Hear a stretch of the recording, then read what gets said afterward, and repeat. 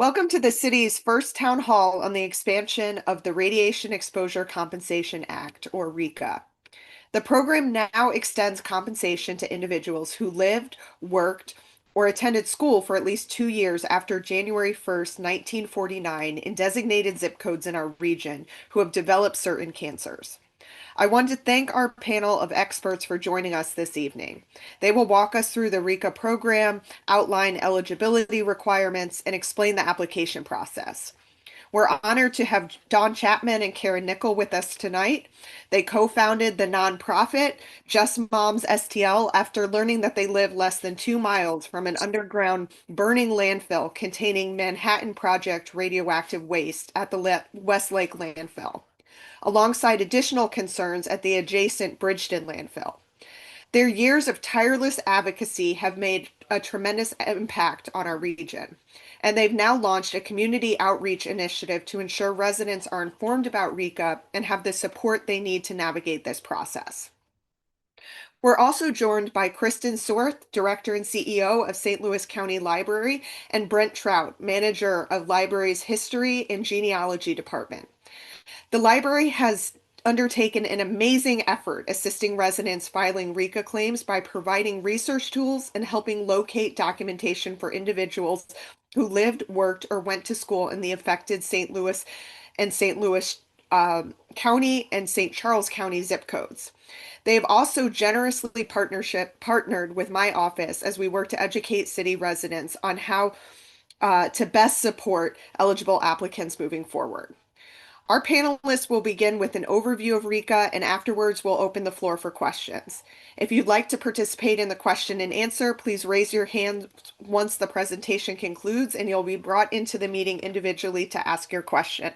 Thank you so much for joining us this evening, and at this time I will turn it over to Dawn and Karen.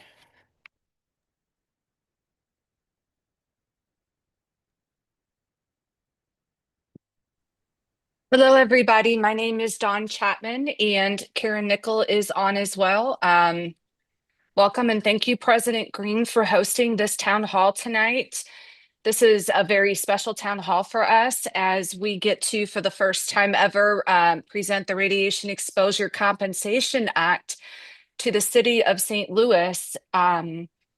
Many of you on here may or may not know, but the Manhattan Project, as we know it, actually started in downtown St. Louis. So for us, this is historic, and this is bringing it all full circle. So RECA, the Radiation Exposure Compensation Act. There are currently 2 zip codes, and we will go through all the zip codes in this presentation for downtown St. Louis. The 2 zip codes for downtown St. Louis are there because of downtown Malincrot. So let's start off with RECA. RECA is a real program, and it has been around for 35 plus years. And yes, you can argue that St. Louis, Missouri should have been added into this program when it was first conceived, when it was first signed into law 35 years ago. However, one thing that Karen and I and others learned is that our history, the history that Missouri played in the Manhattan Project, isn't known across the United States, or wasn't until a couple of years ago. So we had to go through and go to all the senators from other states and explain to them how St. Louis had been left out of this critical program, what was actually happening here, what had happened historically, and what was still currently ongoing happening. So this is RECA. The other thing to be aware of is that RECA has paid out over $2 billion in those 35 years. So yes, people that fill out a RECA application who are eligible and follow the requirements and utilize the documents that you're going to learn how to find tonight do get compensated. Right now, for St. Louis, this program was signed into law July 4th, 2025, was in the big bill that passed this summer. And currently, we have over $12 million that has already been paid out to St. Louis, Missouri folks that have completed their RECA applications. So the other very important thing about RECA to know is that it is a formal apology on behalf of your federal government. It is acknowledgement of what has happened here in St. Louis. The third thing that's important to point out, since we are talking about the city of St. Louis, is that this Radioactive Exposure Compensation Act is only for the Manhattan Project and people that have been harmed by the Manhattan Project. It's important to point out that there are a number of other things that our government has done to the city of St. Louis residents, such as the spraying at Pruitt-Igoe and people that lived in that vicinity, and that is a form of justice that we are all working very hard to see that is acknowledged as well. And it is our opinion, and it is our push, and it is the request of the people that grew up in that area and were exposed to that spraying that they be also included in RECA. And so we are working closely looking for documents and trying to find a way for them to also be added into this. Also due to their proximity, since they are right next door to Mallinckrodt Chemical Works, and we're more than certainly exposed to that as well. The last thing before we get into the presentation is that as we walk through this and we share who's eligible and how you can access those documents and what that looks like, it's important that you know that this meeting that we're having, thanks to, again, President Green, is the first of many. That the documents that you are going to need to request in order to be able to fill out an application and apply for this compensation do take time to fulfill, and that those requests are going to be in the thousands, and that can be a burden to any system. And so one thing that we ask for is a little bit of grace to set up this infrastructure and work together as a region. And also to let you guys know that when requesting these documents, it's not going to matter if you're requesting them from the city of St. Louis, whether it's St. Louis County, the library, who's also on this, and we'll be speaking with you shortly, or the state of Missouri for certain birth certificates and death certificates. The wait times right now for all these departments are about 3 to 4 months to receive your documents once you've requested them. So this is a process. This will be around this program for 2 years. So stand tight. Let us go through this presentation. Let us explain all the different things and the ways to access this. And then let us explain at the end during Q&A how you can reach us and the places you can go for help, because this can be overwhelming. So what does this mean for residents? Thousands of current and former St. Louis City, County, and St. Charles County residents who have lived, worked, or attended school in impacted zip codes for 2 or more years after January 1st, 1949, and contracted certain primary cancers will be eligible to receive compensation as either reimbursement for their documented out-of-pocket medical expenses incurred or a one-time tax-free payment of $50,000. The second part is the trickier of the two. The expansion of RECA also includes survivor benefits. The surviving spouse of a deceased individual who qualified for RECA but is no longer alive may receive a one-time tax-free payment of $25,000. If there is no surviving spouse, each surviving child is entitled to an equal share of a one-time tax-free payment of $25,000. Next slide.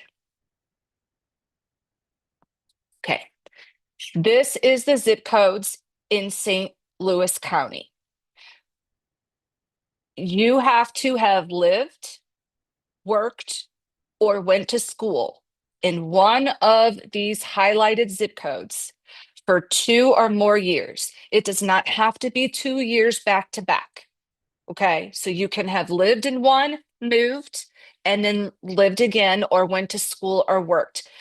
The reason the went to school provision is in this and is so important is because we know that there was the desegregation program in St. Louis. And so many people who lived in the city of St. Louis as children were then eligible to be bused out to a school in one of these impacted zip codes.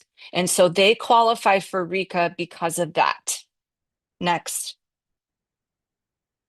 This is the Weldon Spring, St. Charles. Similar to what you guys had in the city with Mallinckrodt Chemical Works off of Destrehan Street, St. Charles had an identical uranium processing plant, and it was also less than 1,000 feet from Francis Howell High School. So this is why the zip codes that are surrounding the location of that feed mill plant are covered. Next. This is the city, Mallinckrodt Chemical Works, 63102, 63147. Again, if you lived, worked, or went to school in these two zip codes or any of the other zip codes, we are giving the list of these zip codes to President Green so that she can put them up for residents to be able to look off of. When, and it's important that I mention our Pruitt-Igoe friends and family. My mother actually lived right next to Pruitt-Igoe when the spraying occurred as well. So 63107, 63106. Those are directly to the left of the star that you see as Mallinckrodt Chemical Works. Those are the two zip codes that we're working to get included into RECA. Next slide. Okay, so this is the list of the zip codes in Missouri. There are 21 zip codes. I'm not going to read them all off to you, but at the end of this presentation, and again, with President Green, we are going to leave these zip codes. You can find them on our website. You can find them on all of our Facebook accounts. If you lived, worked, or went to school for 2 years, doesn't have to be back to back in any of these zip codes. The most important part of this whole list comes down. You have to also, once you have established that you lived, worked, or went to school for 2 years in one of these zip codes, you have to have had one of these primary cancers. A primary cancer is the location where the cancer started. We know, unfortunately, with many of you on here who have experienced cancer, that cancer spreads, it metastasizes.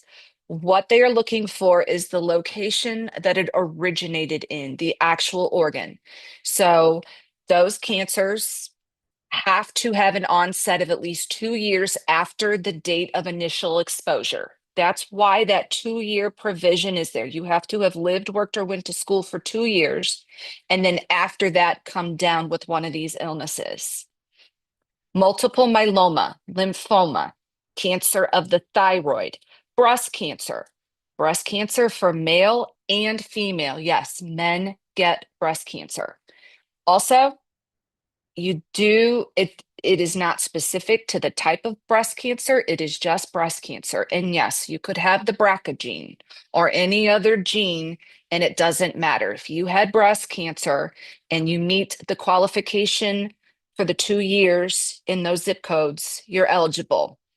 Esophagus, stomach, pharynx, pancreas, bile ducts, gallbladder, saliva gland, bladder, brain cancer, any kind of brain cancer, any kind of brain tumor, as long as it is cancerous, colon cancer, ovarian, bone, renal, and I can't read that last one right there. Can somebody shout out that cancer after renal real quick for me? Liver, except Liver. cirrhosis Okay. hepatitis B. Thank you. Sorry, it was hiding under um, lung or leukemia. Here's the issue with the leukemias. This is any leukemia that occurs after the age of 20. Okay, again, you have to meet that lived, worked, or went to school for 2 years in one of those zip codes, and your leukemia has to have occurred after age 20. These rules, these stipulations are made by the Department of Justice. Nobody on this Zoom made the list of primary cancers or the rules associated with this program. Remember, RECA's been around for 35 years. And again, if you are currently ill with one of these and you meet these qualifications, you are eligible for $50,000 or the total of all out-of-pocket medical expenses. So, and your medical expenses, if you're going to choose that, they have to be submitted on or before December 31st, 2028. The survivors, so if you have a family member, a spouse, or you are the surviving child of parents, that is 25,000 total if the individual has passed away. If you have siblings, even step siblings, the Department of Justice takes that $25,000 and they will split it up amongst the survivors. Next. So how do impacted individuals apply? To apply for compensation, you'll need to file a claim with the Department of Justice and provide supporting documentation that demonstrates your RECA eligibility based on your cancer diagnosis and exposure history.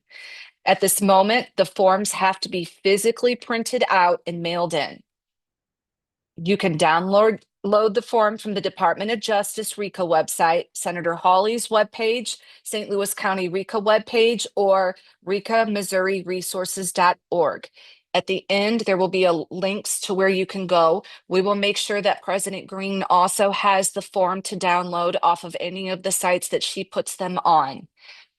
There is going to hopefully be an online portal where you can get online and apply. But I'm going to be very honest with you, as is everybody on this call, with the government shutdown and with this administration, it's hard to hold your breath for that. So right now, these forms have to be physically downloaded, printed out, and filled out. And along with the supporting documents, they must be mailed in. And all the documents will be mailed back, but it's going to be a process. Next. This is the RECA website with the Department of Justice. Again, there'll be a link at the end of this for you guys. This is where you go. Next, please. This is what the top of the application looks like. At the very top left-hand corner, it says Radiation Exposure Compensation Program, Manhattan Project Waste Claim Form. We are Manhattan Project Waste. RECA has been around again for 35 years and it's in other states. Other states have other types of RECA applications and other ways that they qualify for this program. This is our particular form. If your form does not say Manhattan Project Waste, it is the wrong form. You have to have Manhattan Project Waste form if you are applying on behalf of living here in the Missouri and in all these regions that were mentioned. Next. Okay, this is the resources that we have. We are going to be, there will be a link on our Just Moms STL page to anything sent to us by President Green so that City of St. Louis people, you can get on our website and click and know exactly where to go. We have the Department of Justice. This is also on our website. It will be on all the websites we give you to where you can actually click and download the form.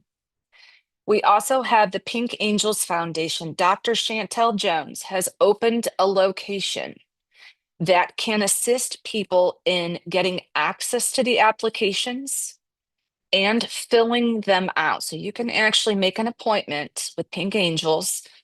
They have a location in St. Louis County, up in Florissant, where you can go an actual building and they will help you. We are also all available to help and guide you. So you don't have to do this alone. You do not need the help of an attorney. There are enough people, as you're about to see when Brent Trout and Kristen get on to explain. There are enough people that can help you navigate this. One of the most important things that I'm going to leave you with before I turn this over to Kristen with St. Louis County Library is, and they're going to tell you the same thing, This application is 25 pages, but you do not have to fill out all 25.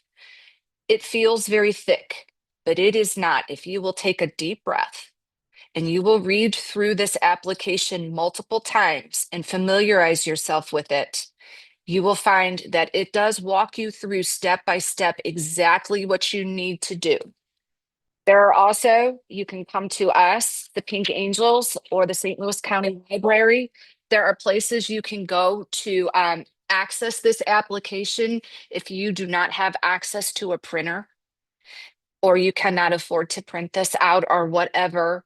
We have ways to get you this application. So moving forward, I'm going to pass it over to Kristen Sorth from St. Louis County Library, and they can tell you all the amazing things they're going to be doing.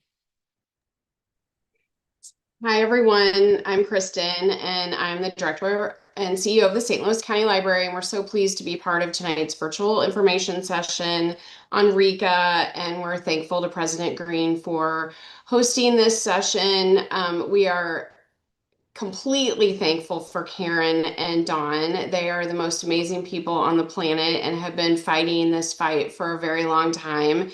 And I haven't known them for very long, but I feel like I've grown to love them very much. So thanks to both of you. So St. Louis County and St. Louis County Library really started quickly to figure out how to support the region with RECA. And a lot of that has to do with Brent, who I'm going to introduce shortly. He is the manager of our history and genealogy department at St. Louis County Library. So a lot of the information that you need to prove eligibility, which Dawn just went through, has to be found in various places. And Brent's going to tell you all of them, like yearbooks and voter records and marriage records and things like that. But it also has to be certified. And we were able to secure a legal opinion that we could certify documents. And so Brent's going to tell you about this amazing online form that we have set up to help people with that process. I also want to encourage you to go to the St. Louis County Library website. We have a RECA page as well. It's slcl.org/RECA.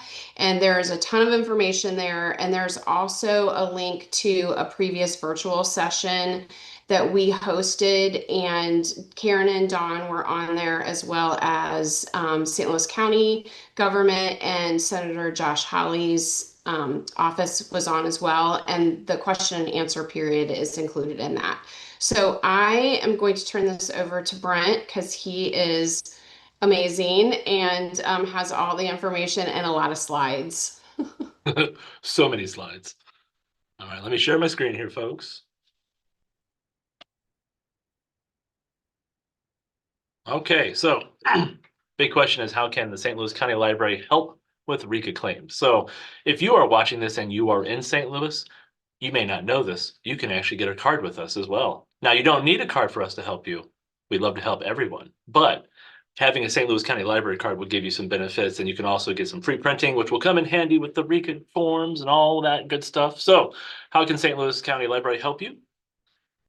So we cannot complete forms on your behalf. That is just something that we don't want the liability for. I am here to help you find the residency proof that you're going to need. I can give you referral services where you can go to get those forms filled out, but I cannot fill out the form for you. While I wish I could, it would be so many people that I would have to fill the form out. That's why we have the Pink Angels. They're a lovely nonprofit organization, and you have other groups willing to help out as well.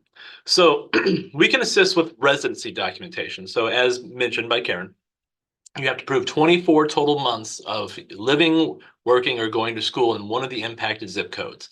Now, it does not have to be just one. You could have 2 months in several zip codes as long as it equals 24 months in an impacted zip code, one of the impacted zip codes, or any of the impacted zip codes that'll qualify.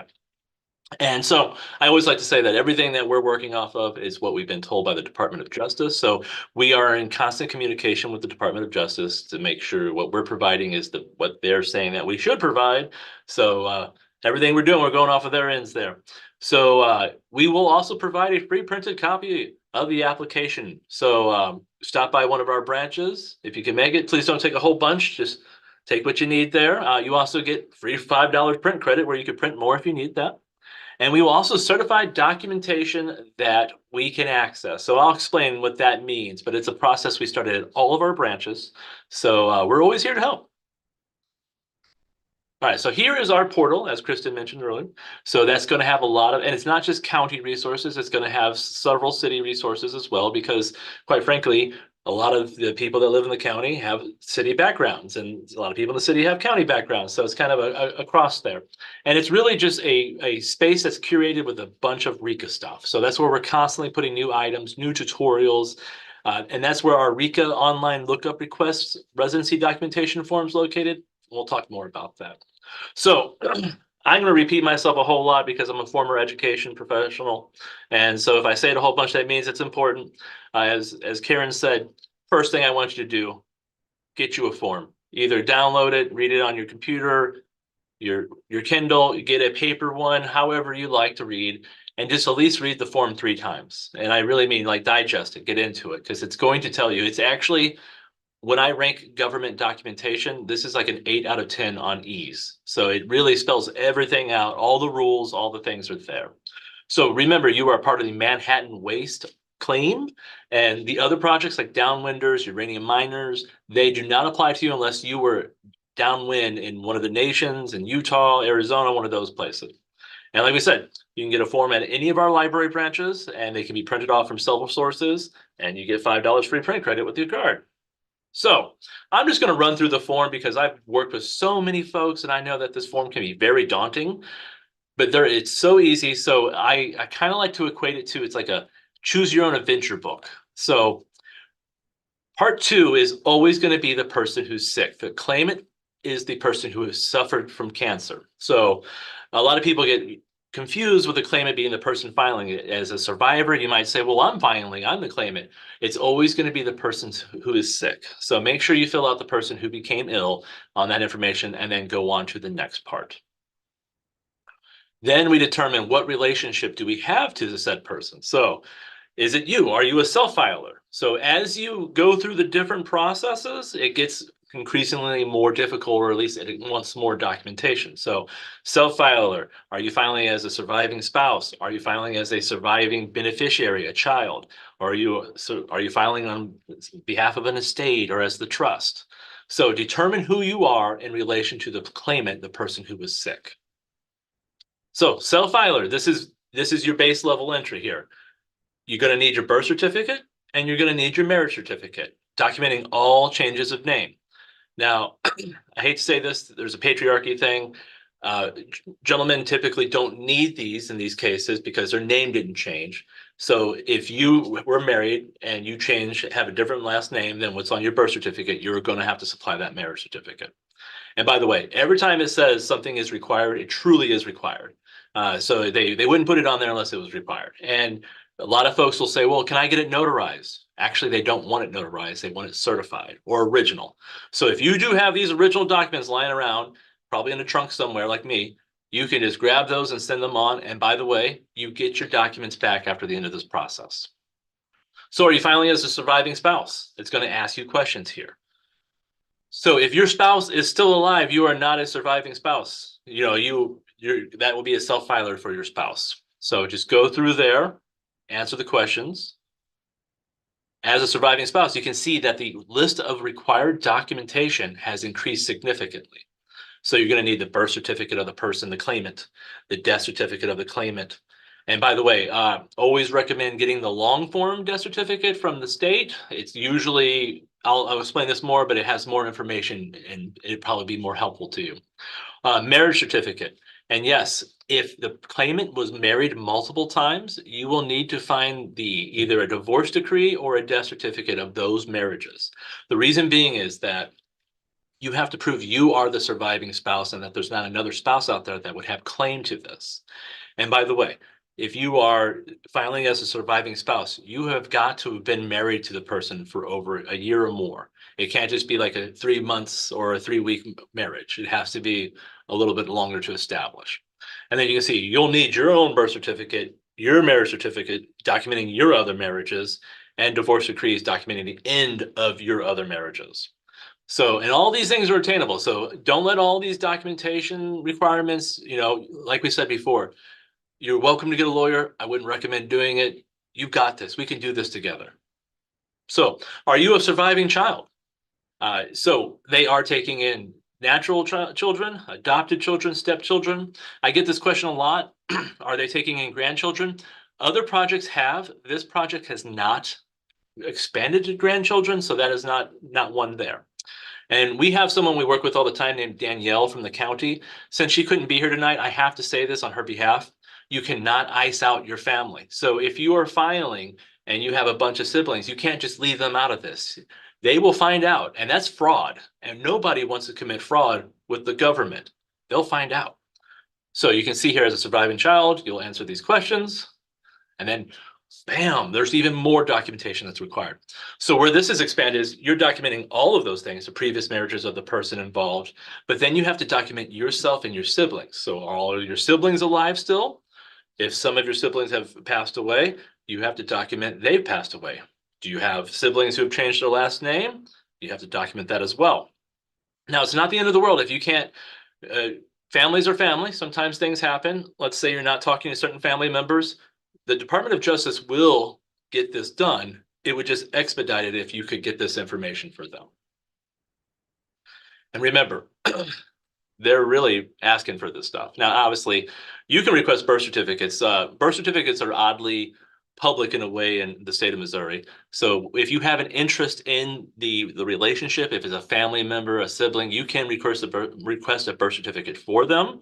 So if you're not talking to somebody, you can still request that.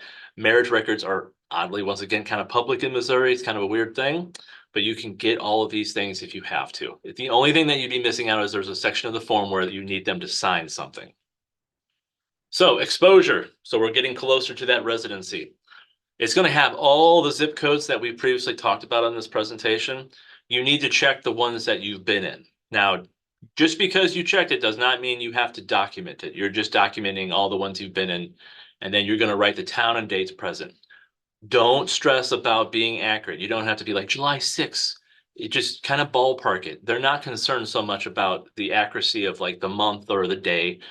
You're going to supply the residency proof, but definitely, it's hard for us to remember that far back. But remember, it has to equal up to the minimum of 24 total months. Now, some folks want to supply 50 years of residency proof. I'm asking you as a professional helping people, please don't do that. You don't need to supply 50 years. If you want to be safe, maybe 3 or 4 years, but please don't go 20, 50, don't even go 10. You don't need to do that unless it's really easy in a document chain. So as we're getting to that residency documentation requirement, go back to it has to be 24 months. It does not have to be consecutive. So you could honestly live in an impacted zip code for 2 months for 12 years, and you'll qualify as long as you become sick after that. And so do want to point out, live, work, or go to school. We forget this all the time. Live, work, or go to school. So there's lots of avenues for proving this if you have to. And this is what the Department of Justice just came up with as a list. This is not the final list of what they take. So tax records, school records, employment records, birth and marriage records. By the way, long form birth certificates will have addresses on them. Marriage records, some marriage records have addresses on them. Personal letters or envelopes. So when a letter goes in an envelope and it goes through the mail, it becomes a federal document. So if you have a postmarked letter envelope with an address on it, you've just proven residency. So church religious records, lots of different denominations have records that have addresses associated with them. Voting records, personal diaries. I've never been able to see one that would actually prove that. So if you got one, go for it. Remember, it needs to be certified if it's a copy. If it is original, you do not need it certified, notarized. How do you know the difference? Original is a document that was given to you, the first one. It'll have either a stamp on it of the organization. It'll have a raised seal or something along those lines. If it is a copy of something, then we can certify it depending on how we can access it or not, or going back to the original issuing organization. So I do want to point out, because I repeat myself a lot, especially with this, because this is what I deal with every day. So primary residence. So it's not your lake house that you go to for 2 weeks, or it's not a vacation home. It is your primary residence. So they will investigate this and they'll determine like this person obviously only went there one time a year. The place of employment. So this is really difficult for some folks because some organizations don't have the records. They also have corporate addresses that are not in one of the impacted zip codes. So when you run into that, you're probably going to want to request like pension records, because usually the pension, your unions will have something, your pension will have something. So we'll talk more about that later. School. So keep in mind that schools were never built to have this many records requested from them. So there is currently a large backlog. So when you're requesting those, give a little grace, as we mentioned before. And do remember that January 1st, 1949 is the beginning of this. So if you're doing something from 47, that's just not yet there. While there's some pretty good evidence this is all happening before 1949, it hasn't been exposed yet to be added on to the sense there. And I do want to point out one key thing that a lot of people don't pay attention to. You need to document the person who became ill living in one of the places, going or working, or a member of his or her household residing in that same household. So a lot of times I get people who are 4 or 5 and live one of these impacted zip codes. They don't have school records. There's no church record. We use their parents' residency to prove their residency. The Department of Justice operates under a couple of notions. One, a child lives with their parents. Where else is a child going to live? Also, a spouse lives with their spouse. So that patriarchy thing again. Sometimes in these old documents, they don't list the spouse. They don't list the wife. They only list the husband. So we have to document it using these people in the household. So if you are a child and you can't find school records and all that at that point, we're going to show your parents live there, and that will qualify in these cases. And like to that end, we could use birth certificates. Like if we had 2 birth certificates over the span of 5 years, one for a sibling, one for yourself, that would be documentation if they were long forms. So medical records, I can't really help you with those. You're going to have to go to where you were diagnosed at, where you were seen at, and request records from their records department. You will find out that a lot of places don't keep records that long. So if you have none of these records and you're struggling, you're going to have to rely on the Missouri Cancer Registry. So I'll tell you more about this, but this is on page 10. There's a box, and on page 14, there's a release. So when you go through that, I just recommend everybody go ahead and allow them to check it anyways. Why not? But it is a registry that was established to document all cancers in the state of Missouri. So I do want to point on early on, they were allowing people to look up the Missouri Cancer Registry entries. They've kind of toned back on that because they realized thousands of people are eligible for this program. But just remember, if it was 1984 and after, there's a really good chance you're going to be on the Missouri Cancer Registry. If it's before 84, it's between 78 and 84, you got a chance. And then before 78, you're probably not going to be on there. So we're going to have to find another way to prove this. And there's always hope. There's always a way to find something. So this is just another look at our RECA portal at the St. Louis County Library. You can see we are showing you tutorials here on how to look up public records, city directories, county directories, civil criminal records. These are just some ideas on how to find things, marriage records as well. So we always deposit anything RECA related on this webpage so that you can self-serve.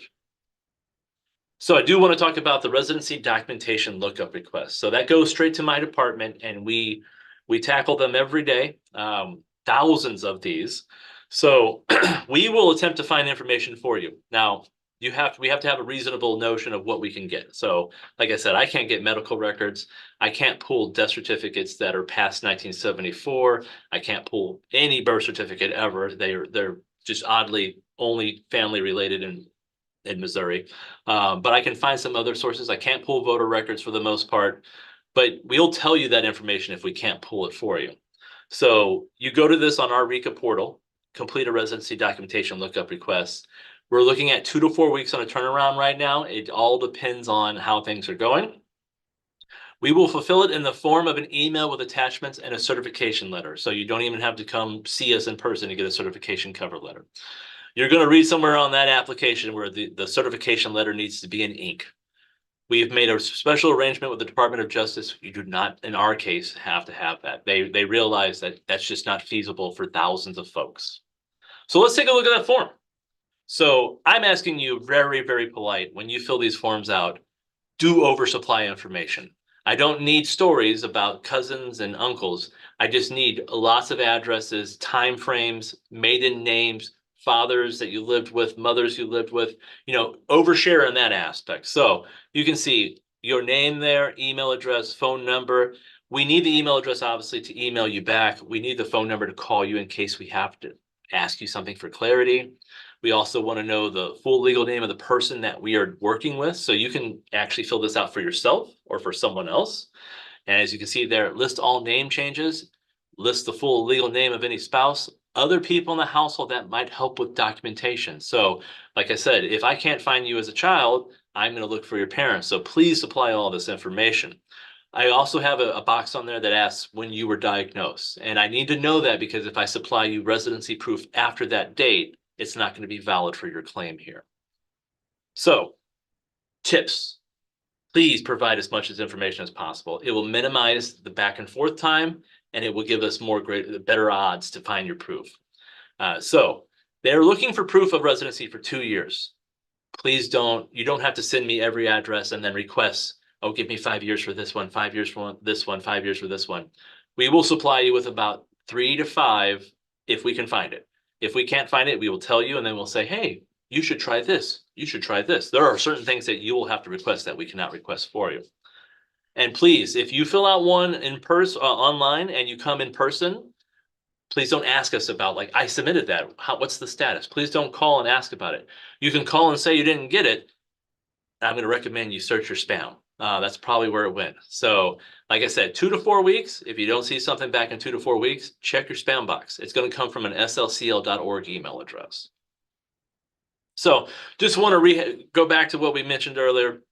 These are the St. Louis zip codes. And of course, you can have lived in one of these St. Louis zip codes or not, and lived in the St. Louis County zip codes and worked in these zip codes. Figure out where you're involved here. So living in these zip codes, living in the St. Louis County zip codes, if you lived in some of the St. Charles zip codes that are qualified, you can use whatever combination as long as we can get 24 total months. And once again, here's the St. Louis County zip codes. And I always like to rehash, live, work, go to school. We do all of these things and we do them all over the place. So there's probably going to be proof of you doing this. Now, please don't just guess though. Don't go, I probably lived in North County at one point in my life. Try to get proof, talk to someone in your family first to verify that. Okay, so you can visit us at the county library. By the way, the city has a wonderful library system. I don't know at what level that they're involved in RECA. I'm sure they're helping and they're doing things just like this. But if you want to visit us, we'd love to have you. So you can always go in branch and visit us. So any St. Louis County Library can help certify a document as long as they can pull it. The Emerson History and Genealogy Center is at the Clark Family Branch. That's where I'm located at, as well as my wonderful staff. We can help you find evidence. We can help you certify things. We can give you some referral services. And then if you have that wonderful card, which you qualify as a St. Louis City resident, if you're watching this as one, you can access a lot of our databases as well as their databases from home. So I'll go over a couple of these real fast. So every branch that we have and every branch that the St. Louis City Library has free access to Ancestry. That's going to include census records. So remember, 1949 is the beginning one, 1950 is the most recent census. You can use that. They'll have death records on there to a certain degree, and they'll have yearbooks. You can use lots of yearbooks for residency proof. They and also as us, we serve as a Family Search affiliate. So Family Search is a free site that you can use at home, which will have tons of records for you. We'll have even more in person here or at your St. Louis City Library that will have directories on it, census records, Social Security death index. So you may have noticed earlier, if you're filling it out for, your father, you may not know his Social Security number. You can actually find that if they passed away 2014 or older, you can find that on the Social Security death index. It'll save you a little bit of time. And both of our systems have access to St. Louis Post-Dispatch archives. So if you find proof of a residency in a newspaper, that qualifies as well. So once again, we're located at the Emerson History and Genealogy Center. That's 1640 South Lindbergh, the Clark Family Branch. It's beautiful. We are one of the largest history and genealogy departments in the country. We're well versed in doing this. You wouldn't believe how similar this is doing finding family members from 300 years ago. Some of our records are available in microfilm, microfiche. We'll help you get those services. We hate to not know things. So if we can't help you find it, we're going to help you find who knows it. So we're always telling people where to go. We have ample forms that we can supply you with.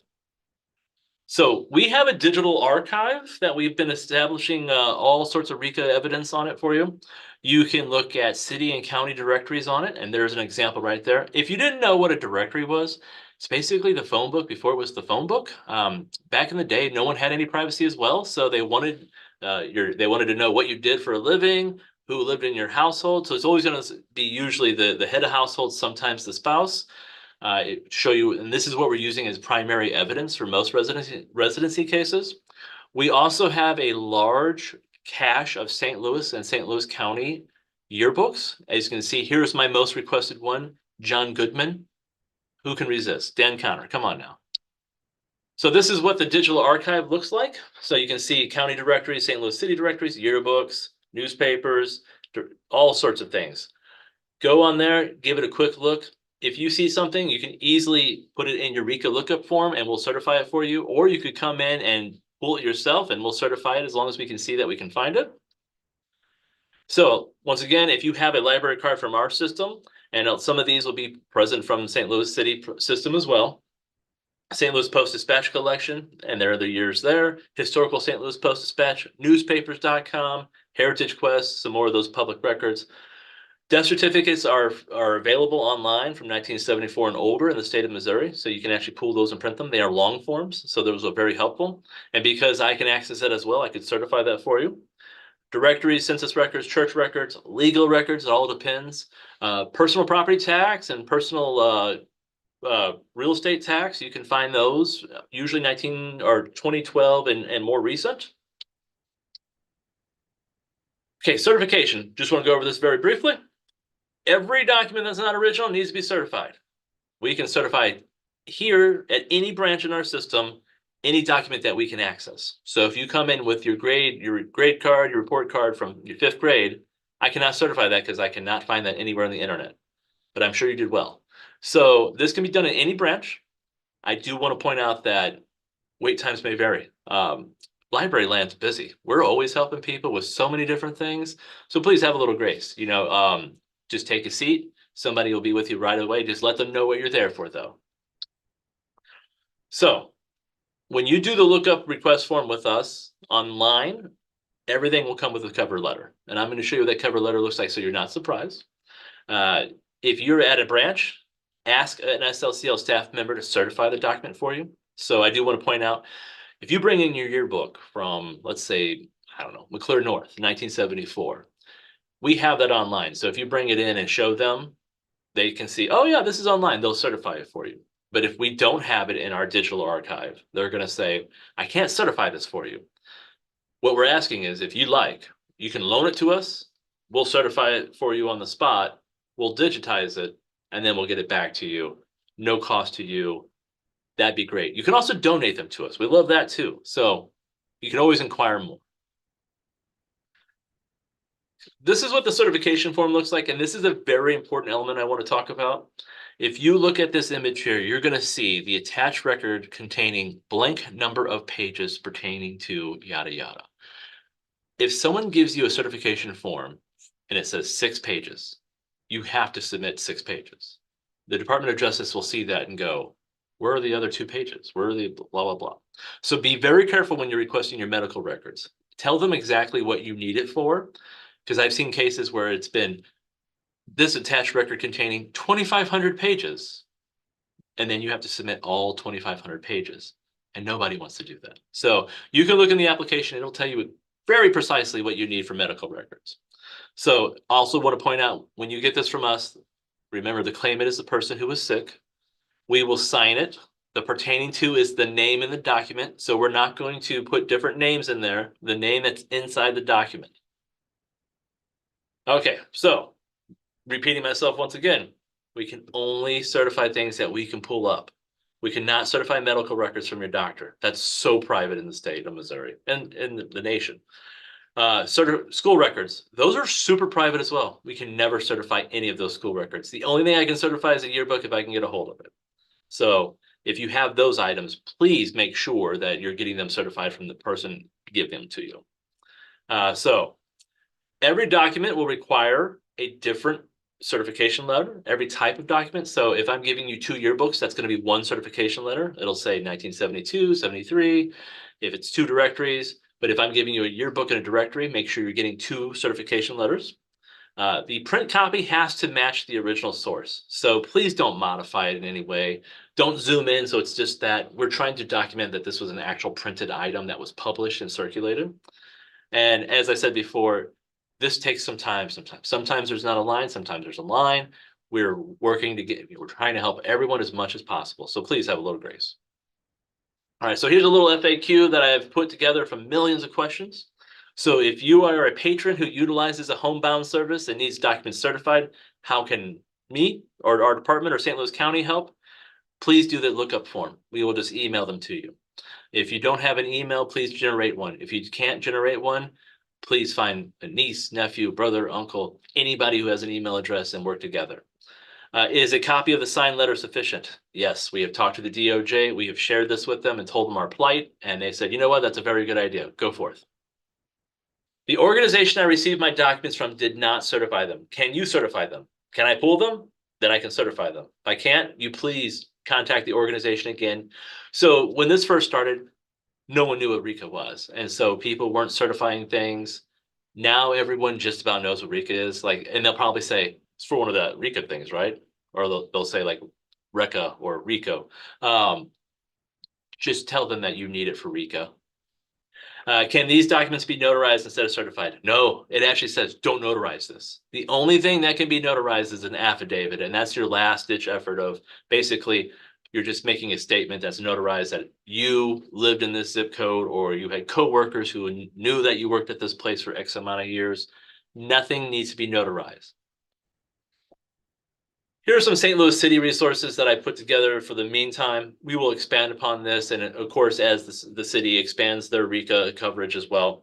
So the Board of Election Commissioners, they're going to have voter registration records going back several elections. So that will prove your residency. So if you were a voter or your parents were a voter, if you're claiming a St. Louis zip code, that will be very helpful. You can actually find property tax records at this link online. They go back to 2012. You can print those off. I can certify them for you because I can print them off too. It'll have your address on there. You can document multiple years that way. So here's a couple of options there to look at. This is actually what the form looks like. I redacted so much so you can't tell anything about this, but it does have an address on there. It'll have a date on there, a year. This is exactly what I would certify, so you could pull this off the internet. If you came and visited me, I could pull it off the internet. So some other tips. So the most public recent census record that's taken. So if you don't know what the census is, by the way, census is taken every 10 years in the United States, and it documents the people who live here and their occupations and where they live. So the most recent one is 1950 for privacy reasons. You can actually request yourself on the census records. You can actually write them, pay them a fee, and they'll send you and your family on 1980, 1990, yada, yada. This can be used as residency proof. So I always tell people this is, in last ditch effort, you're going to have to spend a little money. So a lot of people think the IRS has records because they handle the taxation. It's actually the Social Security Administration that has your W-2s going back to 1978. The IRS only has 10 years. So if you need to get a W-2, which is going to list your address, it's also going to list the address of where you worked. You can request them from the Social Security Administration. There is a fee associated with this. I highly recommend that you call the Holly hotline and bother them about making them free and comped for people with RECA claims. It only makes sense to me. And tell them Brent sent you. All right, so some helpful tips. Most people don't think about this. So one time I was stupid. I got pulled over in Lincoln County for speeding. I didn't even know I was speeding, by the way. Lincoln County is so beautiful. So I have a traffic ticket on CaseNet that actually has my address associated with it. That is residency proof right there. Public record database exists. Now, while they're not accepting it at this time, it's going to give you a glimpse. If you don't, so by the way, let's all be honest. You probably remember like that one address you grew up at, but if you moved around a lot like me, I only remember 3 of them. So you can actually see yourself or the person in the public record database, and that'll give you kind of an idea of the different addresses. So if you're guessing where someone lived, there you go. As I mentioned, St. Louis City has property records online until about 2012. If you're talking church or a church related school that's Catholic related, the Archdiocese has a wealth of information. And right now, they have like a really low turnaround time. So if you need any of those things like yearbooks, records, school records, contact the Archdiocese. That's a little good helpful tip right there. You can also be creative. So I like to point this out, not because I like to show people that I was on the honor roll in 6th grade and my mom was so proud, but this right here would establish that I went to this school. So if I supplied 3 years of this, it's going to prove that I was at that school for 3 years, which would, according to school math, would be more than 24 months. So you can find things like that if you look. Billing statements, if you can find any of your old billing statements, bank records. If you're like me, you've been banking at the same place for many, many years. So they're going to have records of your address. They have to. So you just got to be creative in what you're looking for. And that's what we do in the case, and we'll actually help you with that as well. So once again, this is our dedicated RECA portal right here. That isn't just another tool in your tool belt to visit. There's a residency documentation lookup request. Don't hesitate to reach out and ask for help. Don't hesitate to do a lookup request. We can help you with that. We're here to help.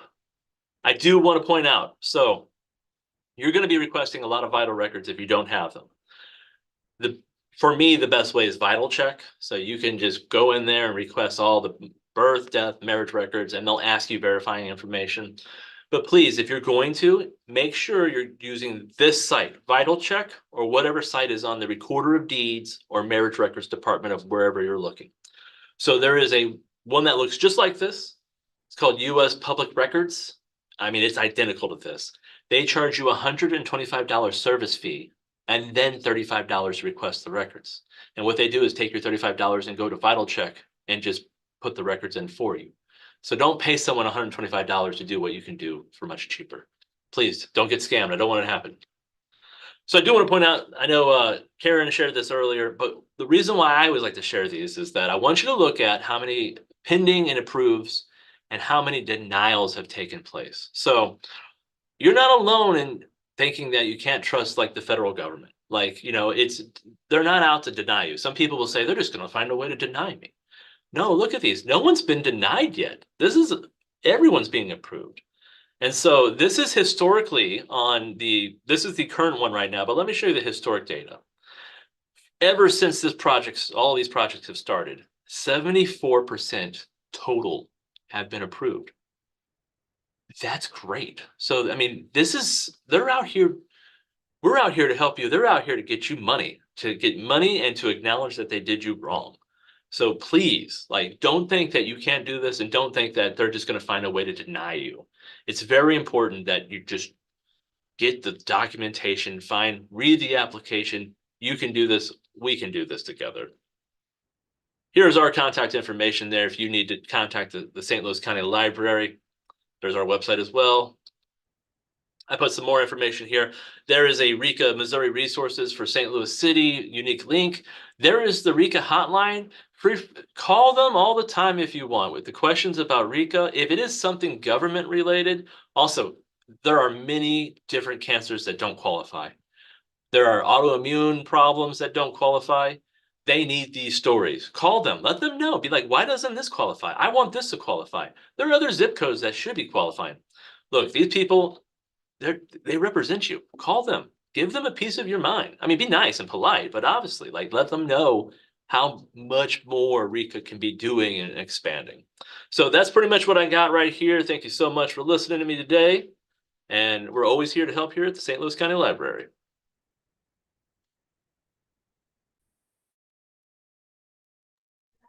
Thank you. That was very, very informative. At this point in time, if there are any attendees who have questions, if you would like to do the raise hand function, then we'll be able to move you over and you'll be able to ask your question. So I see hands coming up already. Give us 1 second to get you moved on over, um, and we'll go from there.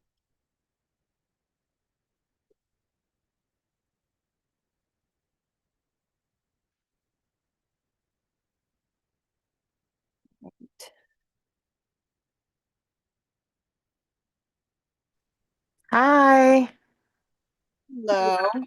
Can you hear me well? Yes, we can hear Yes, you if we can you hear you. want to go ahead with your question. Yes, thank you so much, Brent. Thank you for that information. I did have just one question. I know the residency list show that was shown is very minimal.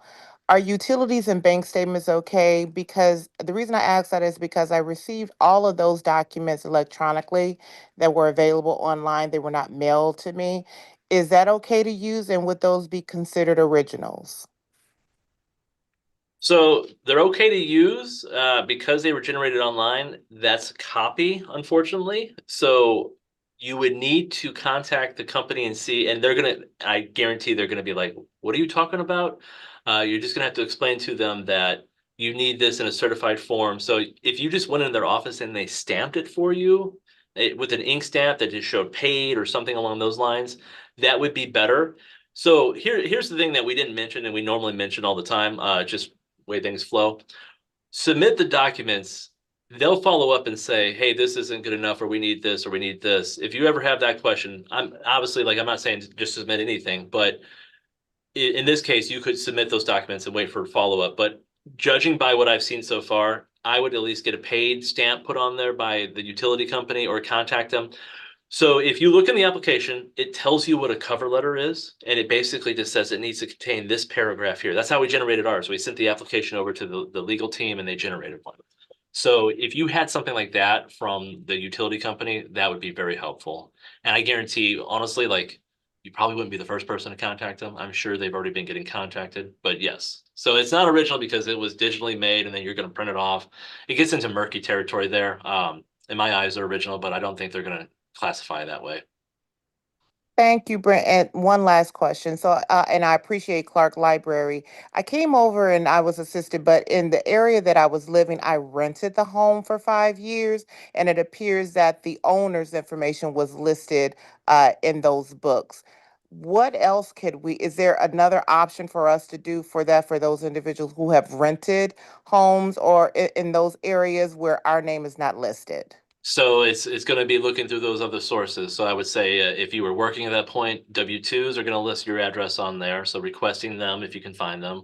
If you can find them, great. If you can't, requesting them and paying the fee. But like I said, call Holly's hotline and make sure that these should all be comped for this because they are comping these for other claims, other Okay. Social Security related claims.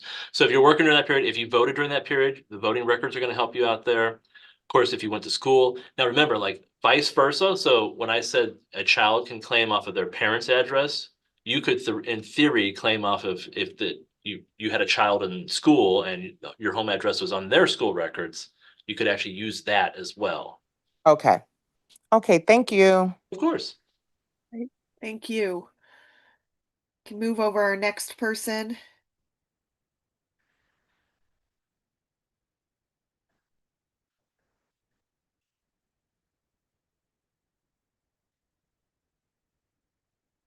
All right, Jim, go ahead.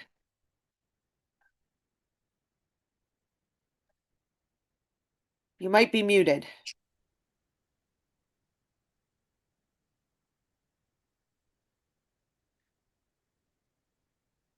Can you unmute as a host? Can you hear me now? Yes, there we go. Now we can hear you. I'm a Teams guy, not a Zoom guy.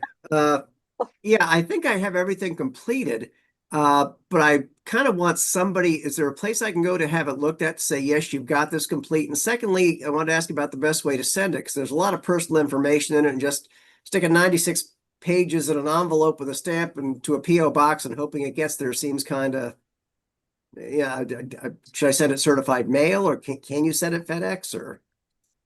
We are Cer- encouraging certified mail. Okay. We are also working on setting up, you can always contact the Pink Angels Foundation and set up an appointment for them to look over your application. We're getting a lot of people that are asking for that. Karen and I are in the process of trying to set up another town hall type open house type thing where maybe people can come and we can provide that because we understand it's always helpful to have another set of eyes, right? Yeah, that's kind of trying to avoid having an attorney do it. You don't need an attorney. We No. promise you that. And I'll tell you, Brent's correct. So the Department of Justice is not denying what they're doing is if they see something wrong or something they need more information, they're reaching out and they're asking for it. And, they're giving a fax number or whatnot to get that back with them swiftly. So, Excellent. just rest assured that if there's something wrong, they're going to reach out and it seems like they're going to give you the opportunity to fix it before they So just I deny. had a quick question about that too. So do you get confirmation from RECA that they received it? Does it come in the form of an email? I'm sure they give you a claim number once they're processing it, but how do you actually know what's going on with it after it hits their mailbox? So they are going to reach out to you with a claim number, and some people are getting phone calls and some people are getting emails or both. There have been a few Excellent. people that have actually also gotten letters, in the mail. Just again, I be careful of scams, right? Yeah. So Yeah, I think the first thing is once they receive it, they will send you a letter, a verification letter, that has your claim number on there telling you that they have received it. And you'll know at that point what your claim number is, so that if they do reach out to you by phone, um, they will provide that claim number to you, and you'll know that you're actually talking to the Department of Justice. Great. And then to set an appointment with the pink ladies, I have two separate emails I saw on this. One was RECA dash Pink Angels STL, and the other was the Pink Angels Foundation at gmail.com, either which is the one, better. Okay, either one is going to take you straight to exactly where you need to be. perfect. Thank you so much. You're welcome. I'd also point out that they're getting a lot of calls. So Yeah. we constantly hear that the phone doesn't work there. Their phones, they're just getting overloaded with phone calls. There's so many people. So, I think they're estimating 300,000 people qualify for this in our area. So it's a lot of people. So yeah, Yeah. also when you're mailing it, so certification is an add-on basically. So you want to send it certified.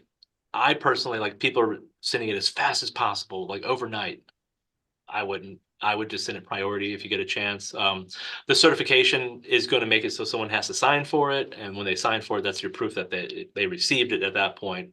So Yeah. consider that. FedEx is going to have issues with going to a PO box. So Yeah. just FedEx and UPS have already stated that they will not send it to a PO box. just send a good old fashioned USPS.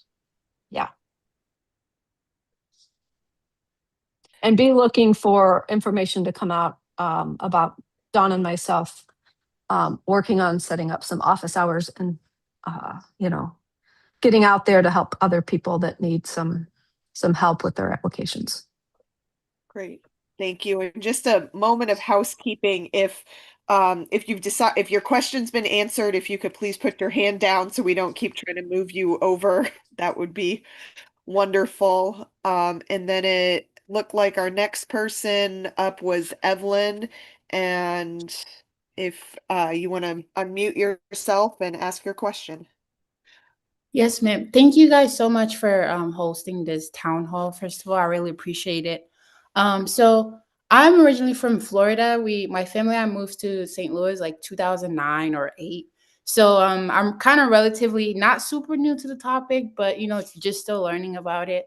And the zip code that you listed, I currently live in that zip code, and I'm just wondering, like, are there resources where we can kind of find out like how bad the contamination is, or like any safety tips, just to just any tips that you guys have to learn more information? Thank you. Absolutely great point. We still have contamination in these zip codes that is still causing current ongoing exposures that our organization, as well as all the people on this panel, are very concerned about and are working to try and get cleaned up. We have justmomsstl.org that you can reach out to. And we have our website has different links to the different sites and what still needs to happen and what's been done. We also have ongoing Facebook pages, Westlake Landfill or Just Moms STL, that you can get on and be part of the conversation and watch for upcoming meetings that are going to be had with the federal agencies that are responsible for this contamination and for making sure that it gets cleaned up, because accountability, we've got billion-dollar legislation compensating people for exposures. We also need to work to end the exposures in St. Louis. Also, really quickly, for those looking to get into contact with the Pink Angels, the address to that is 620 North Lafayette Street, Florissant, Missouri. There is a phone number now, 314-441-4044. That's 314-441-4040. Reach out to them, and you can also email us. Somebody is going to be available to help walk you through this. Thank you so much. Appreciate that. Thank you.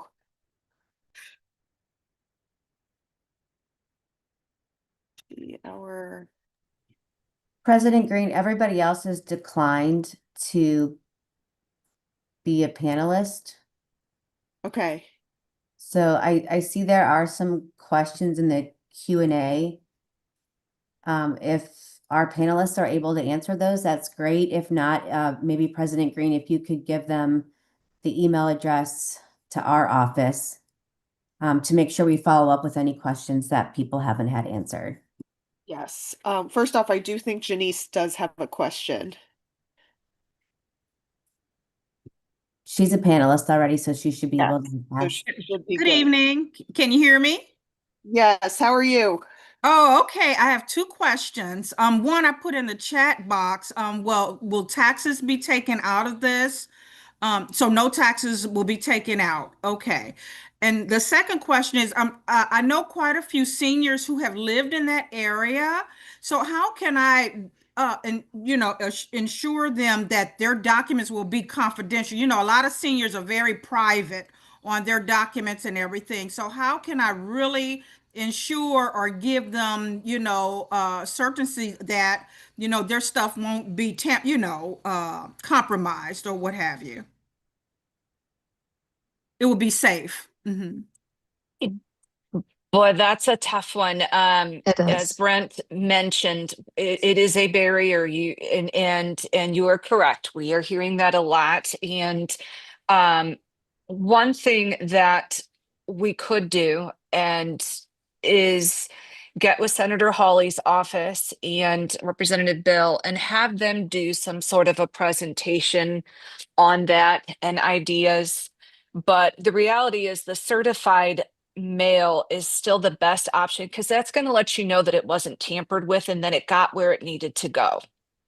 I get You I know, get a lot I get a lot of emails about that from seniors and stuff. And um, I do explain to them that they can either send the original copies of their documents or get the certified copies. Um, and really, it's just kind of talking them through the process, um, and just having a conversation with them, and just, kind of reiterating that if you do send it by certified mail and they get that signature back, that they've received it. I haven't had anybody be real upset about that. I've worked with several of the seniors, and once you talk them through the process, and really it is just having a conversation with them, it seems to work. somebody in the Q&A brought up a good point that goes along with your question as well, that will there be in-person meetings for those that don't have broadband and internet access? And the answer is yes, there will be. We're working on those after Yeah. the first of the year. The Deaconess Foundation has given us the okay to go ahead and use their facility off of Vandeventer. So we will be getting with President Green to see, she would like to team up again for perhaps an in-person after the first of the year. But those are probably the better atmosphere. The other thing is for your senior friends and loved ones, if they go to a church or another facility and they would like to host their own RECA information meeting, we can come out to them and meet them where they are. Mhm. Yes. Thank you, Dawn. And we're also working to establish some relationships in the city with the city library, just like we have with the county library, and hoping that we can get some additional resources set up in the community here to kind of help with that application process if you don't have the ability to get out to any of the county locations. Mhm. It does look like we have a couple of new folks who did raise their hands. And I see some questions in the chat too about how to move over. So if you have your hand raised, we're going to send you basically an invite. And if you get a little pop-up box on that, you need to accept the invite, and then that will allow you to be moved over and to ask your question. And if that for some reason doesn't work, then we do have the Q&A chat going as well. But we will go ahead and try to move over some folks that it looks like, tried to get in before and couldn't, didn't quite get moved over. I see Nancy in the chat said she had her hand raised and then didn't work, so we could try that again. Looks like you have Kathleen Weber on, President Green. Okay, Kathleen, go ahead.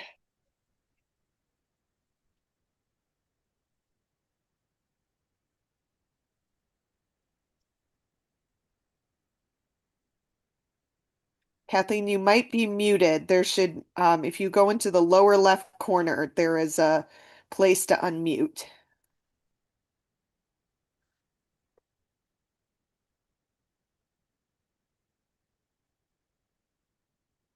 If you want to try Victoria Yenzer, I'll leave Kathleen on in case you can rejoin after Victoria asks a question. Okay, Victoria.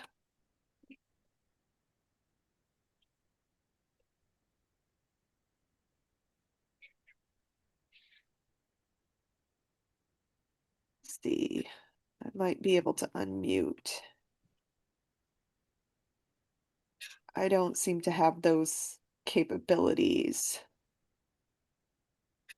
How about now?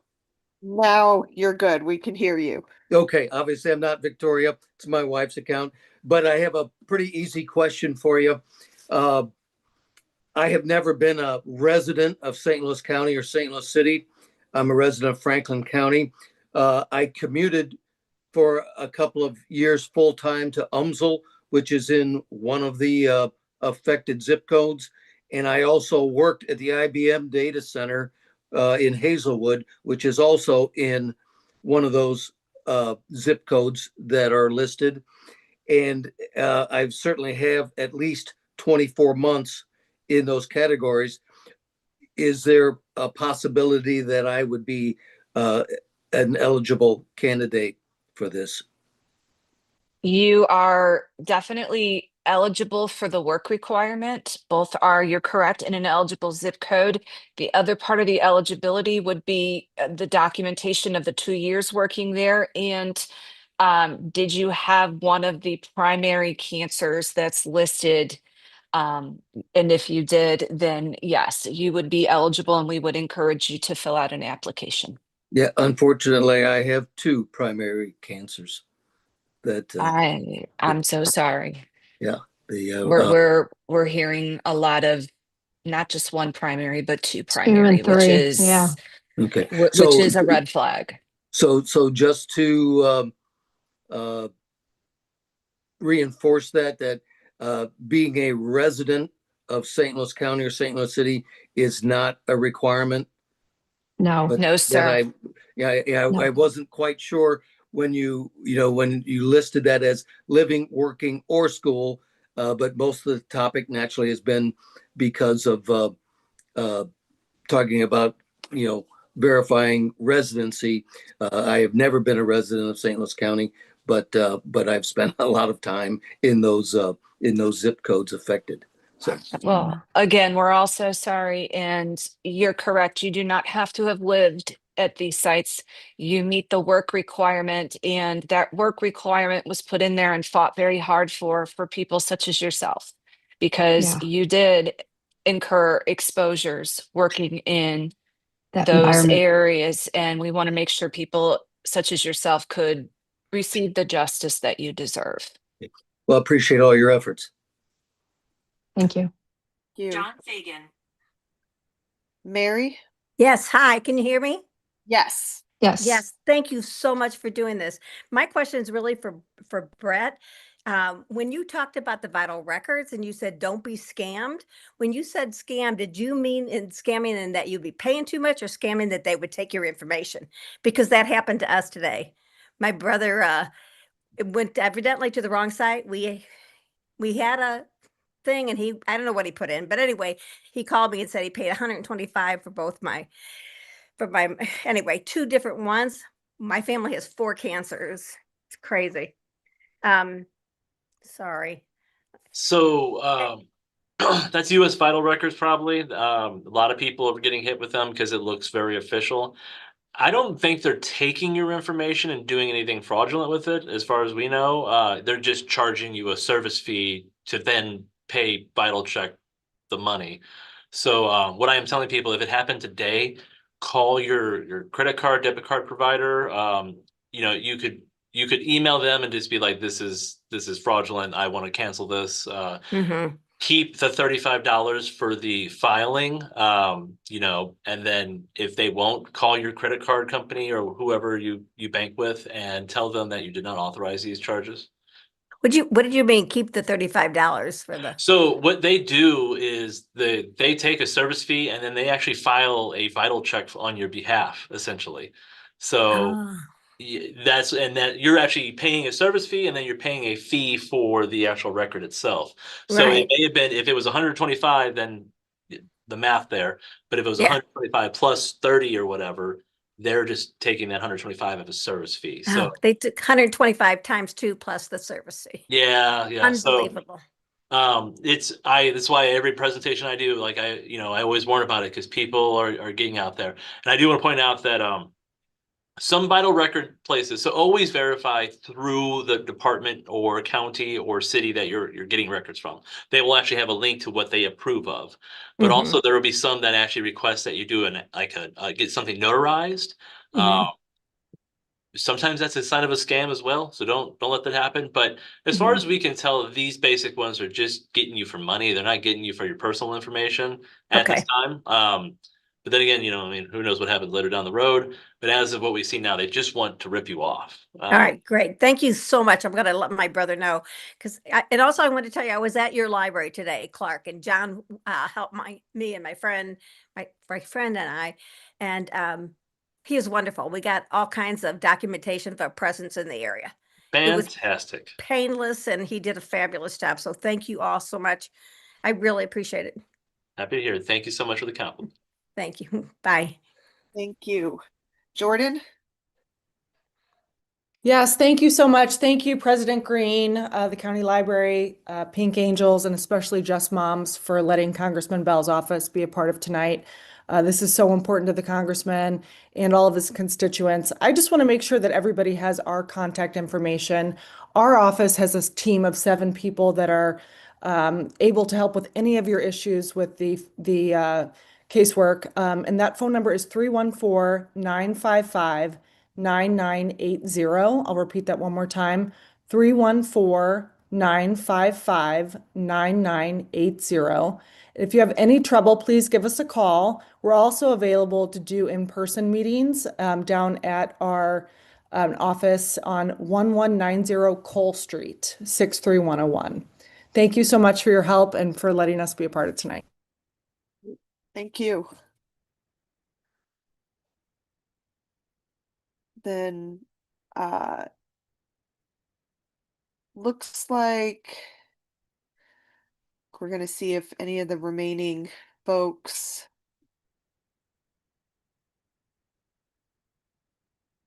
want to be moved over. Okay, looks like Nancy's moved over. Yes, can you hear me? Yes, go right ahead. Thank you so much for having this. I wasn't aware of it at all, and so now I'm really getting more into it. I'm asking a question when I file on behalf of my father, who is deceased, who had lung cancer, but that was not the cause of his death. is that still, am I still able to file? And also, he was a smoker, so I didn't know if that would negate his eligibility. You absolutely can file. You do not need to have passed away of these cancers. You just need the document that they had them. And it doesn't matter if he was a smoker or not, you can still file. Okay. And I think as far as I looked, emphysema was not listed as because it's not a cancer. So that would be something I would go to the Holly hotline for in terms of my mother and brother. So that is correct, as Brent mentioned, and we want to acknowledge there are other illnesses that we know are caused by exposure to this for sure. And this is a list created by the Department of Justice. And, you know, as hard as we work to get this program, we're working very hard to add them. But yes, please call Senator Hawley. They are keeping track of other illnesses and other things and other zip codes that people need. The other thing that I will add, because I saw it in the Q&A that it pertains to your question a little bit, is things like appendix cancer and tongue cancer are not included, even though appendix could be considered part of the colon. And obviously, tongue cancer is in the mouth region. Esophageal is covered, saliva gland. Um, these are very, very specific cancers, as Brent mentioned, that are covered, and there's not any wiggle room that we can get on them. What we need to do is just have you call Senator Hawley and have everybody keep track of these.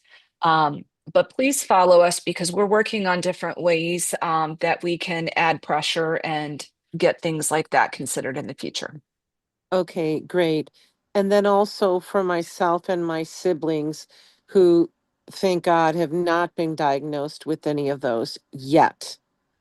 Is there a limit? I know you'd said it needed to be within the next 2 years, but let's say we are diagnosed in 10 years from now. Will there be any guarantee then for that? Or is this just going to be done in 2 years and then, oh, well, if you didn't, if you got something after? None of us on this panel is going to let this expire without a fight. And as we said, it's been around for 35 years because it's been reauthorized just about every 2 years. So our hope is that it gets reauthorized and that this program continues on because there's ongoing exposures happening. But I got to be very honest with you, we live in uncertain times and it's hard to predict what Congress is or isn't going to do. So we know we have it for 2 years, and that's why we are so grateful to President Green and her team for putting this on tonight because we're trying to get as many people covered now. But please stay with us. Please join us because we're going to need your voice to keep this going. I definitely will. And I will go ahead, and I know that it has been listed a couple of times in one of our Facebook groups for those of us who grew up in Baden in 63147. So I will Yes. definitely keep putting that in there to encourage others. So thank you so Yes. very much for this tonight. I appreciate it, and I'm sure all of us do that are online here. Thank you. Thank you, Nancy. Angela?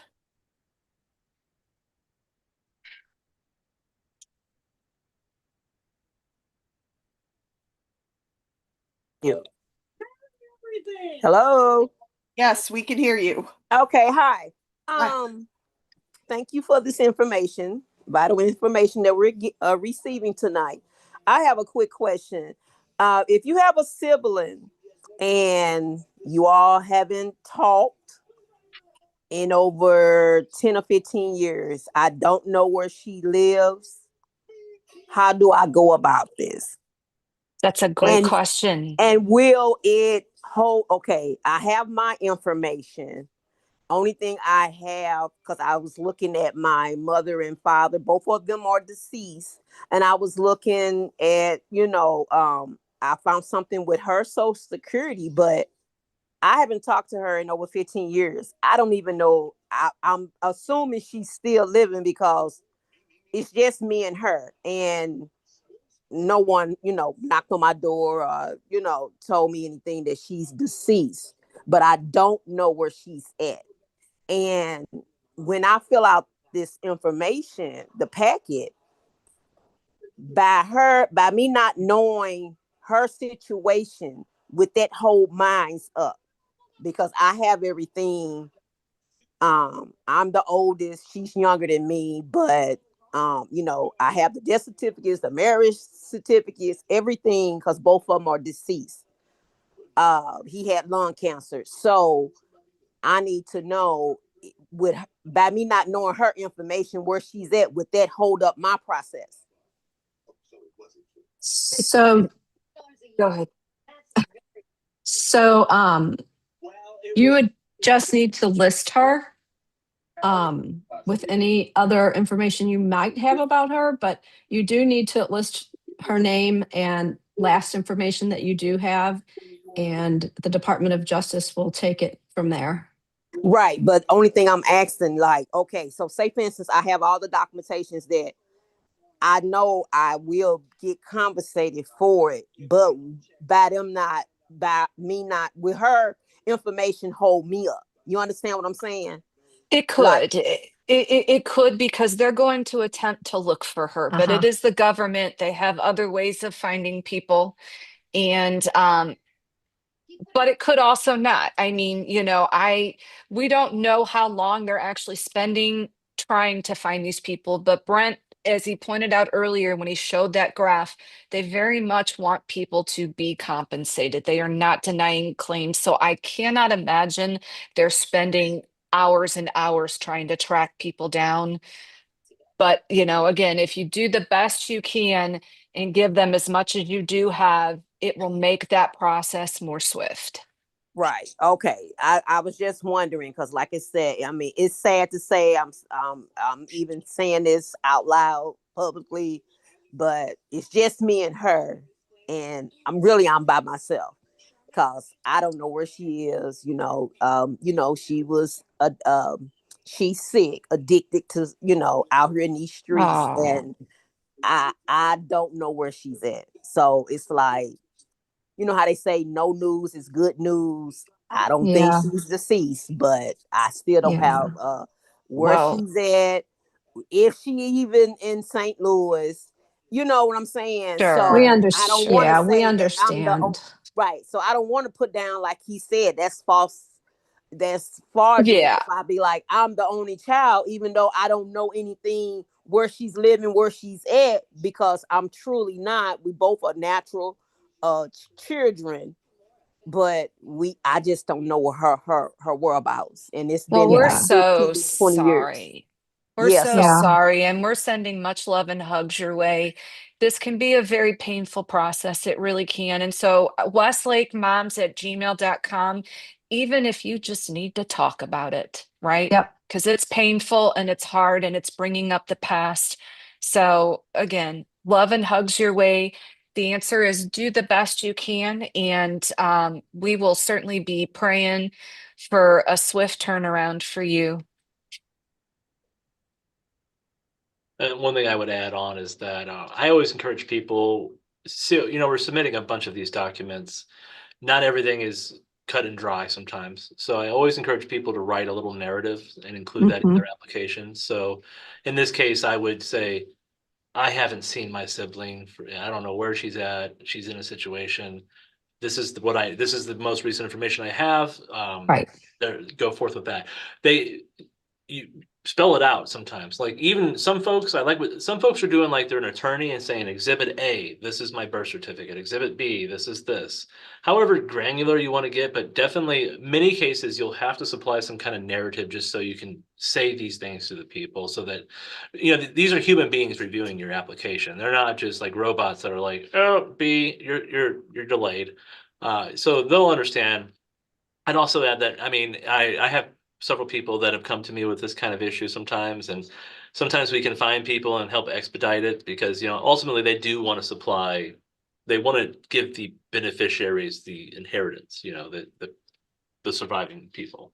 So you could always try that route too. So, but good luck with everything, and just give them the information that you have, and remember, it's Yeah, the government, and hardly any of us can go off grid anymore without the government being able to find us. I don't mean that in like a weird ominous way. yep. Thank you. We'll go to Alicia now.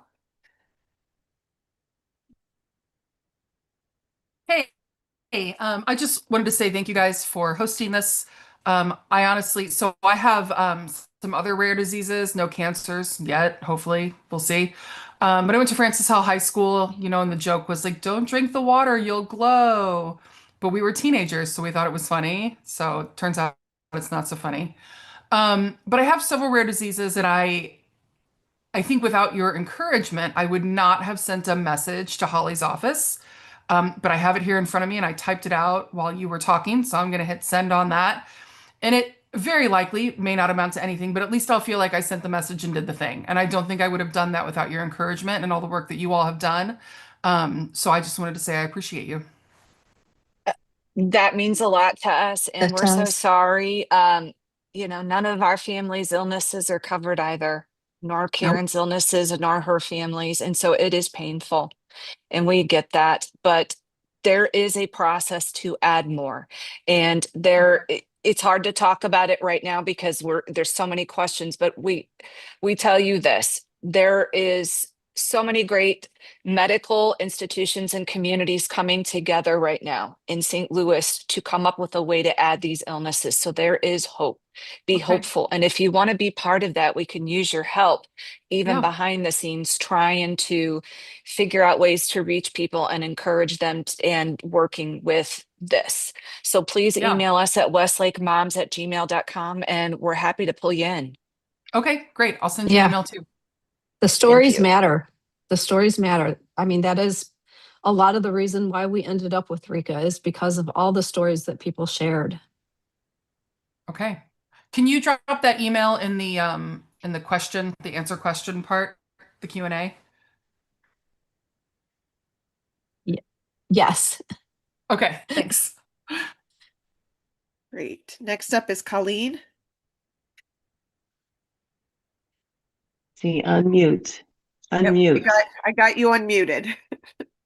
Okay, I now thank have you. those capabilities. So Yay, you're the best. First of all, I just wanted to say thank you for all the information that was given out today. Absolutely wonderful. I know it's a lot of hard work for all of you guys.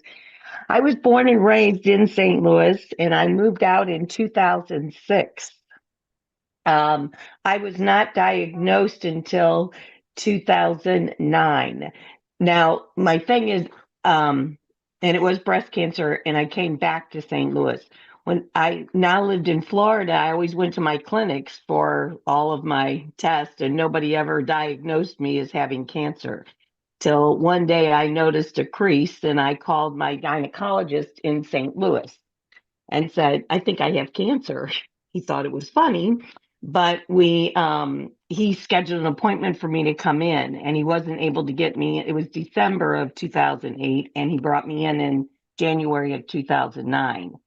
Before I get all this, filled out, am I still qualified? Now my cancer has metastasized to 3 different locations.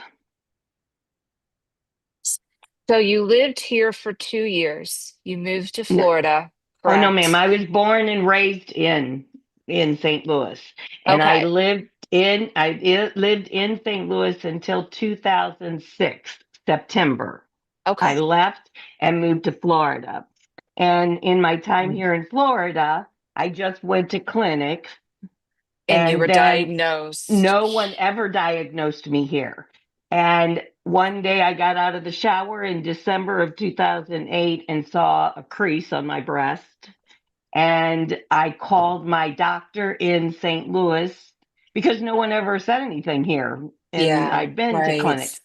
So I called my doctor in St. Louis, which I had been there, since I was 16, my oncologist or my gynecologist, and he booked me in for an appointment.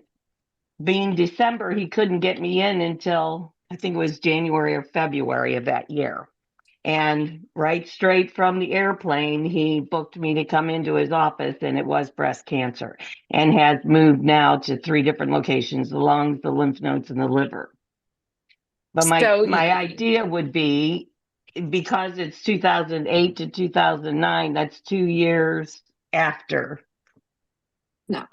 No, So, go ahead. so you, Yeah. so when you lived in St. Louis, you lived in an impacted zip code, correct? I lived in 6 of the different zip codes in that time. Okay. Yes. And so that qualifies you for the residency for the 2 years. Okay. So you got the breast cancer after the 2 years that you had lived here. Okay. Well, yeah, but I wasn't diagnosed until actually 3 years. So that's fine. It doesn't Okay. matter it doesn't matter that you moved away. Okay. But you came here, you got your diagnosis, so Yes. you would qualify. Okay. Thank you so much. And again, thank you for all of your hard work. I know it must be crazy. I miss St. Louis and I come back once a year and maybe I'll stop by that library when I come into town this year at Christmas. God bless you all. I'm sure they would love to see you. I want to shake Brett's hand. God Yeah. bless you and Merry Christmas and Happy New Year to all of you. The same to you. Thank you kindly. And I think our last person is Mary. Hi, Mary. Hi, thank you for another question. Again, I have 2 death certificates, one for my mom, one for my brother, and they're not the long farms. And I sent this question to DOJ, but I haven't gotten an answer back yet. But my mom's, it has bladder cancer on it. Do you think that's going to be enough, or do I have to go to the hospital and get records?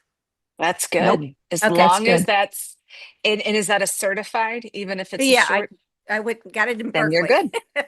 You're And then, good. and my brother's, he had lymphoma. Anyway, he had lymphoma, and on the death certificate it has like, several other things. But then at the bottom it says signifying condition, I guess, or significant condition, I guess, lymphoma. And then the ICD code, I looked it up and it is non-Hodgkin's lymphoma. So do you think I need a long form, or is this going to be enough, you think? That's good if it's certified. It's certified. Again, okay, Did you say this was for your brother? I'm sorry, what? Did you say it was for your brother? Mm-hmm. Who's filing for your brother? His son. Oh, okay, okay. They Just live in checking. New York, and I'm going up there this weekend, so I'm gathering everything to take up their farm. Just I checking. think Good question. I think on that one you might want to check that cancer registry box in the Okay. application Okay, just to I'll be tell him that. safe. Okay, I will tell him that. We have 4 people in our family that have cancer. 2 have passed away, and I had multiple cancers, and my other brother's still living, and he has cancer.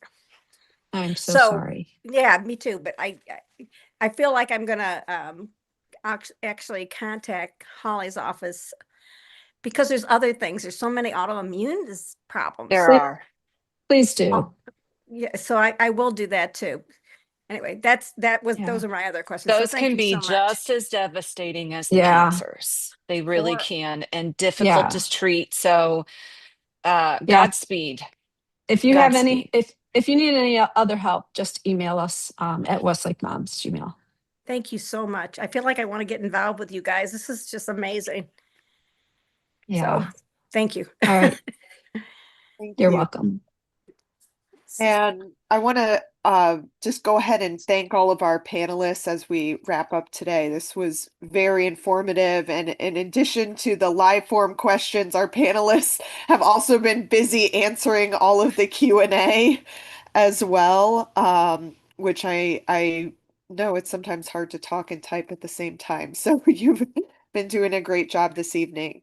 I also want to follow up if there are additional questions or issues that arise, please reach out to my office as well. It's BOA-president at stlewis-mo.gov. And I'll say that one more time. It's BOA-president at stlewis-mo.gov. And we're happy to connect you with any of the panelists that are here today, any resources, help answer any follow-up questions. As Dawn said early on, this is the beginning, not the end, and we anticipate going into the new year that there will be a in-person town hall and perhaps some other events to help folks particularly sign up, fill out their applications and review their applications. Because we know it can be a pretty daunting process. And we not only want to make sure that we get the word out to as many folks as possible about their eligibility, but also make it as easy as possible to get the documentation necessary and fill out that vital application. So thank you so much to everyone who came out this evening and spent, 2 hours of this snowy evening with us. We really appreciate it. And like I said, if you have other questions, don't hesitate to reach out to my office or any of the panelists on here today. We're all here to help for the long haul to make sure that folks get the aid and assistance that you're entitled to. So with that, have a great night. Thank you. Thank you. Bye. Thank you, everybody.